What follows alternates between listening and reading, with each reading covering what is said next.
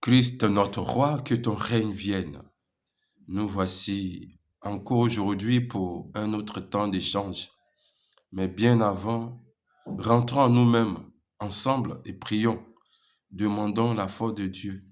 Oui, Seigneur notre Dieu, nous te bénissons. Nous t'adorons, nous te rendons grâce pour ce privilège que tu nous donnes d'être dans ta présence. Nous voici encore en ce jour pour te célébrer, pour te glorifier, pour magnifier ton nom. Oui, accompagne-nous durant ce temps et que l'honneur de ton nom soit connu, la grandeur qui vient de toi soit sûre et que nos vies te célèbrent. Amen. Oui, bien-aimés, le samedi dernier, nous avons célébré Saint Jean-Paul II. C'est pour cela que je suis dans le pagne de la paroisse Saint Jean-Paul II de la 8e tranche.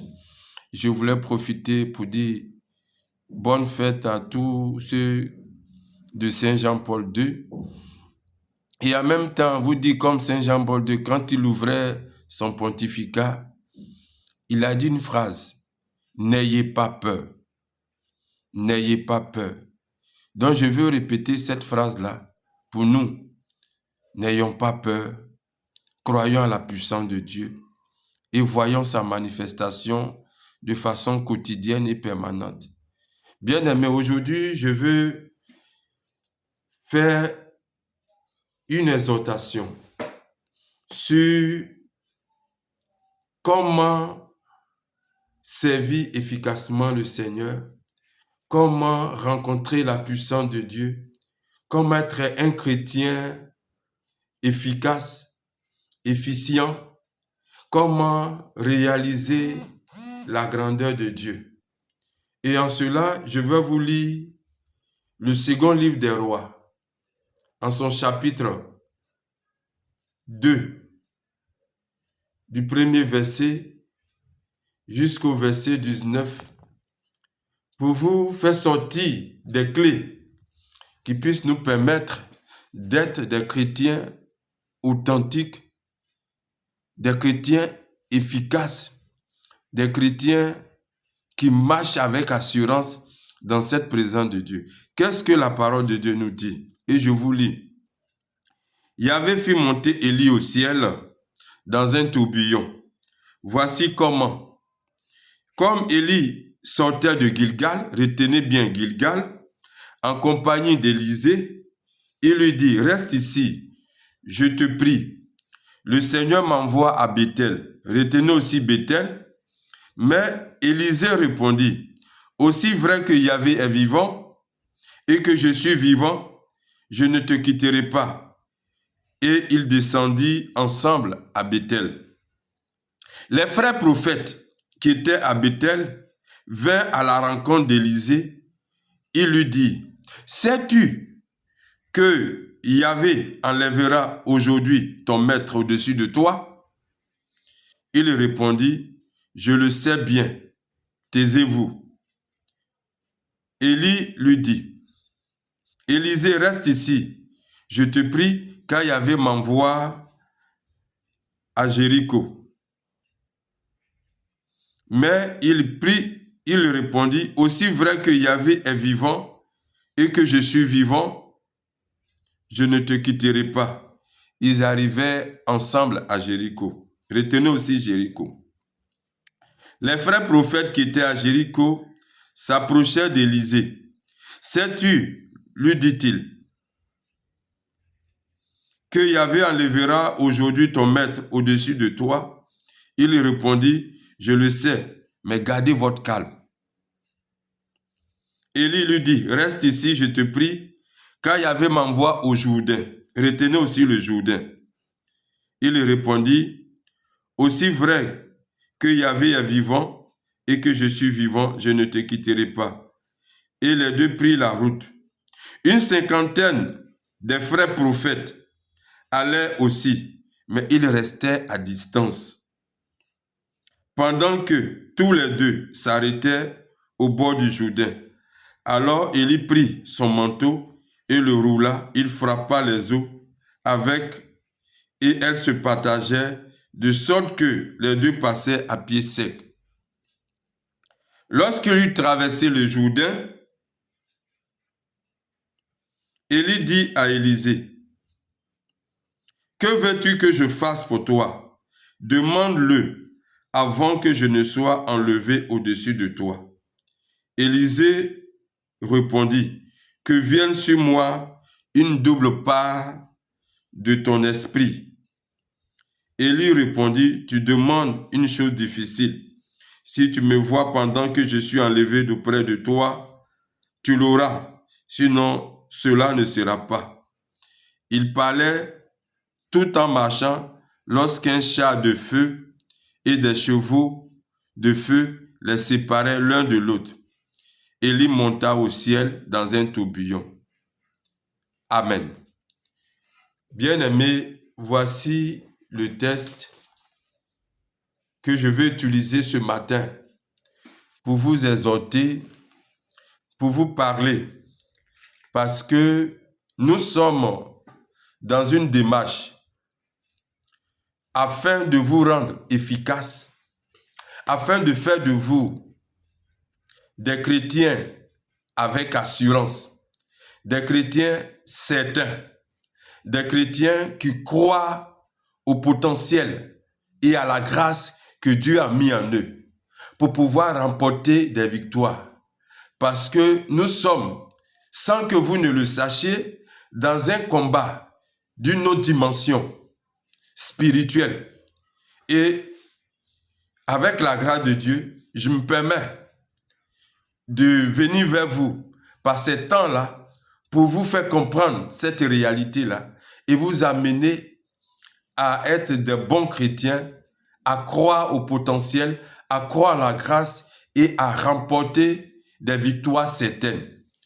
Donc, quand nous prenons la démarche entre Élie et Élisée, vous allez voir que Élisée s'est accroché au prophète Élie dans le but de comprendre les secrets, les mécanismes et réussir, lui, sa mission de prophète plus tard. Quand Élisée va à la rencontre d'Élie, Élie permet à Élisée de traverser une première ville que je vous ai nommée, la ville de Gilgal. Gilgal, c'est le symbole de la circoncision. C'est là où, en Josué le chapitre 5, vous allez voir à partir du verset 2 au verset 5, jusqu'au verset 5, vous allez voir que Josué va circoncire tous les mâles d'Israël avant d'entrer dans la terre promise. Donc, Gilgal, c'est le symbole de la conversion. Circoncision, c'est-à-dire qu'on a enlevé quelque chose. On a fait sortir de quelque chose. Bien-aimés, lorsque nous sommes devenus chrétiens, qu'est-ce qui est sorti de nous? Qu'est-ce qui a été enlevé de nous? Qui peut attester que nous avons été convertis à la grâce de Dieu. Donc, est-ce que nous sommes passés par Gilgal?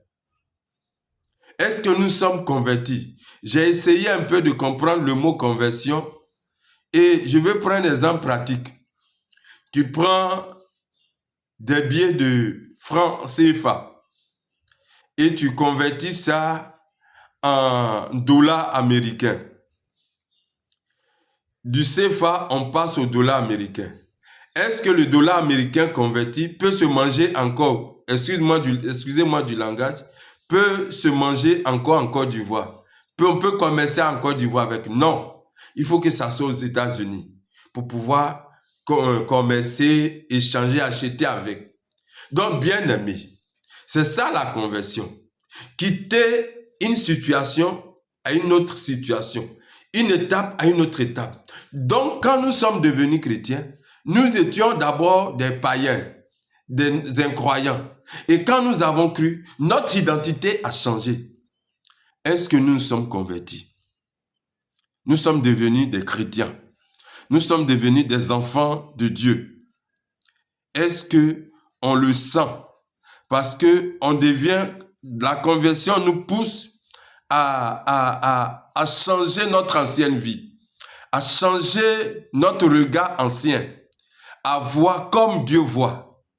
Bien-aimé, c'est l'exercice que Élie a donné à Élisée de faire. ils sont passés par Gilgal. Ils se sont convertis. Élisée s'est converti. Élisée est devenu croyant. Élisée a commencé à aimer les choses de Dieu, a commencé à comprendre la réalité de Dieu.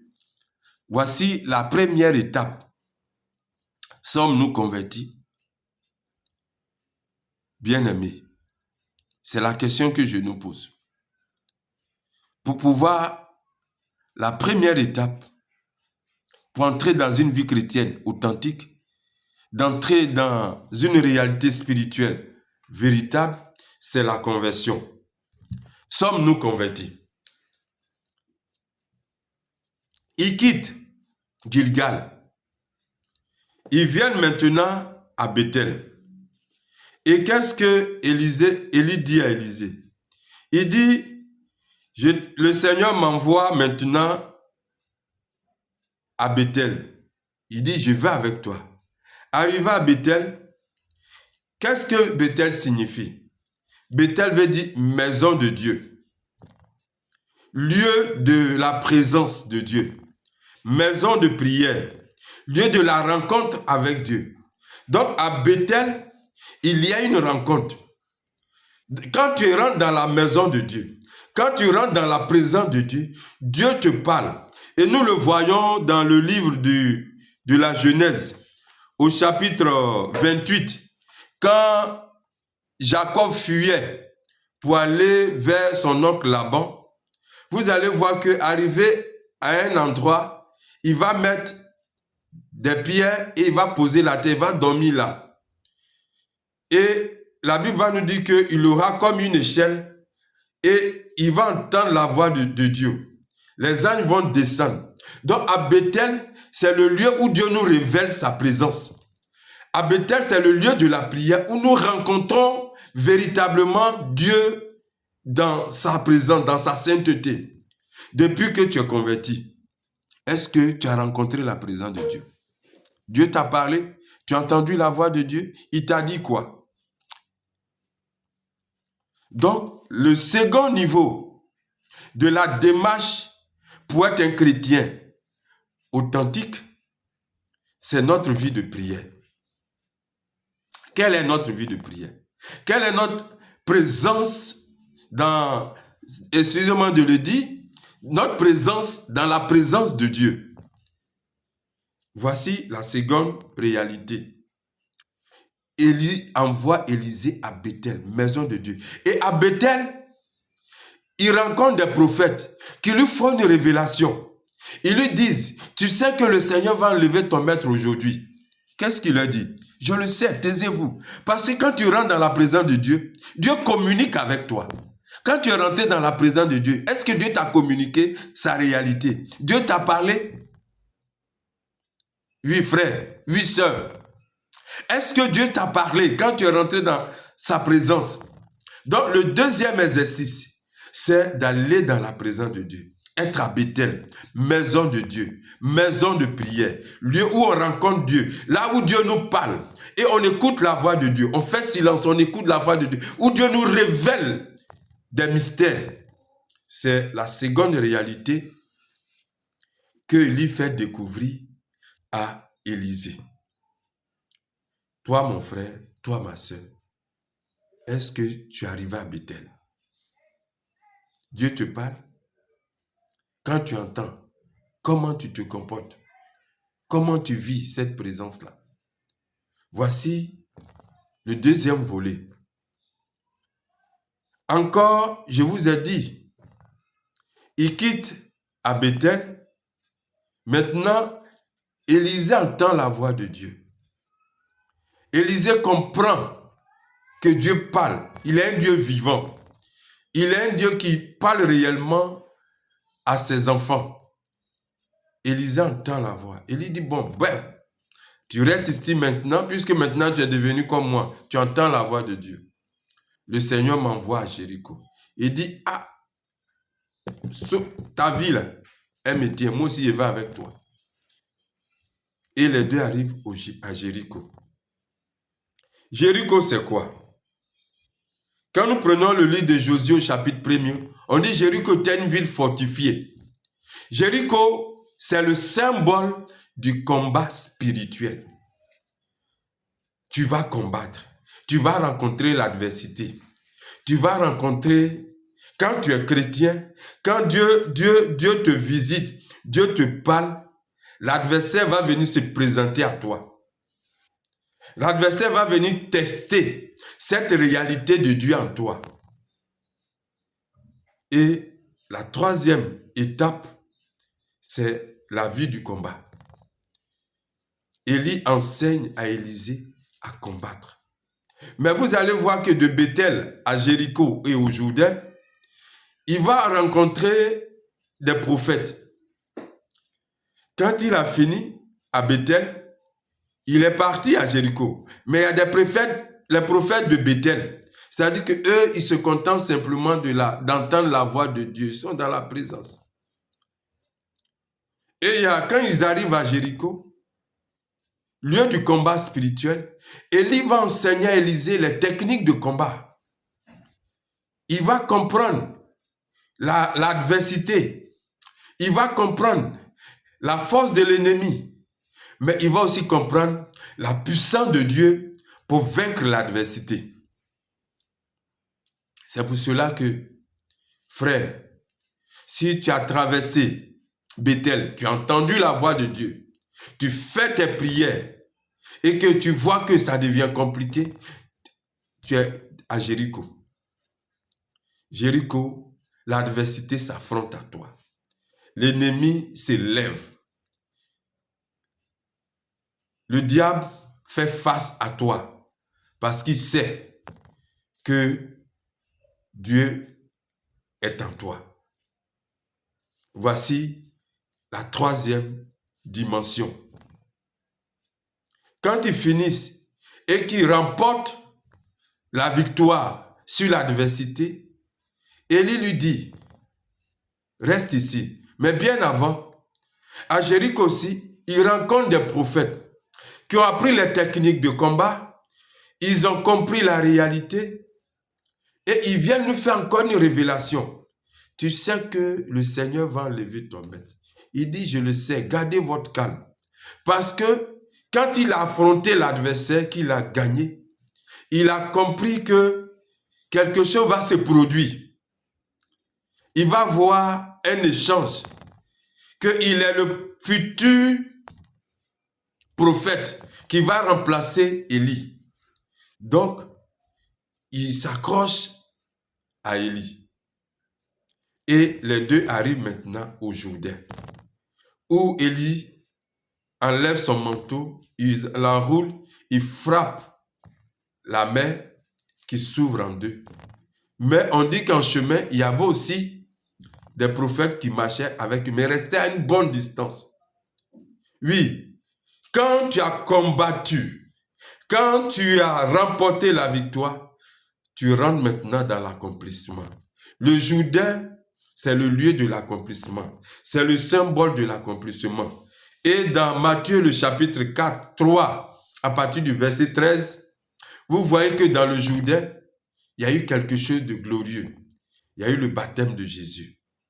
Et quand Jésus est entré dans les eaux du baptême, qu'est-ce qui s'est passé? La Bible dit que le ciel s'est ouvert. La voix du Père s'est fait entendre et le Saint-Esprit est descendu. Bien-aimés, Élie nous enseigne au travers d'Élisée que quand on arrive au Jourdain, la gloire de Dieu s'accomplit. Alléluia. Donc, bien-aimés, c'est cette démarche-là que je souhaite vous proposer, vous apporter pour que on puisse ensemble travailler sur nous, travailler sur notre environnement, travailler sur notre espace spirituel comme physique pour être des chrétiens de victoire, pour être des chrétiens qui remportent. Aucune situation, aucun événement dans ta vie n'est au-dessus de la grâce de Dieu en toi. Frère, sœur, c'est ce que je voulais te partager aujourd'hui. Bien-aimé, Si ça te fait du bien, partage. Et je veux vous exhorter à vous préparer parce que cette fois-ci, à la fin de ce mois, nous allons prier ensemble pour les portes du mois d'octobre à novembre. Donc, bien-aimés, voici ce que je voudrais vous donner comme exhortation. Est-ce que nous sommes convertis? Oui. Est-ce que notre vie de prière plaît à Dieu, sied à la grâce de Dieu sur notre vie? Est-ce que nous résistons à l'adversité par le combat spirituel? Et enfin, est-ce que la plénitude de la grâce de Dieu s'exerce en nous? Sinon, reprenons la démarche. Convertissons-nous. Allons à Gilgal. Rentrons à Bethel. Marchons vers à Jéricho. Écrasons l'adversaire et entrons dans le Jourdain pour que la gloire de Dieu s'accomplisse en nous. Amen. Prions. Seigneur notre Dieu, nous te bénissons pour cet instant que tu nous donnes. Merci pour mon frère, merci pour ma soeur qui me reçoit. Seigneur, utilise ce temps-là pour le bénir. Utilise ce temps-là pour restaurer sa vie. Utilise ce temps-là pour restaurer la grâce sur lui.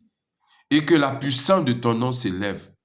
Seigneur, pour la personne qui m'écoute, pour sa famille, pour ses biens intérieurs comme extérieurs, pour ses activités, j'ai pris que la puissance de ton esprit se glorifie.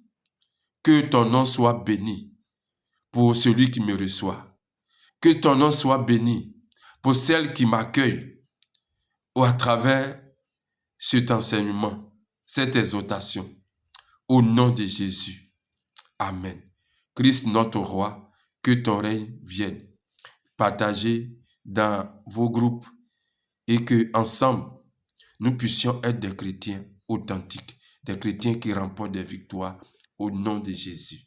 Amen.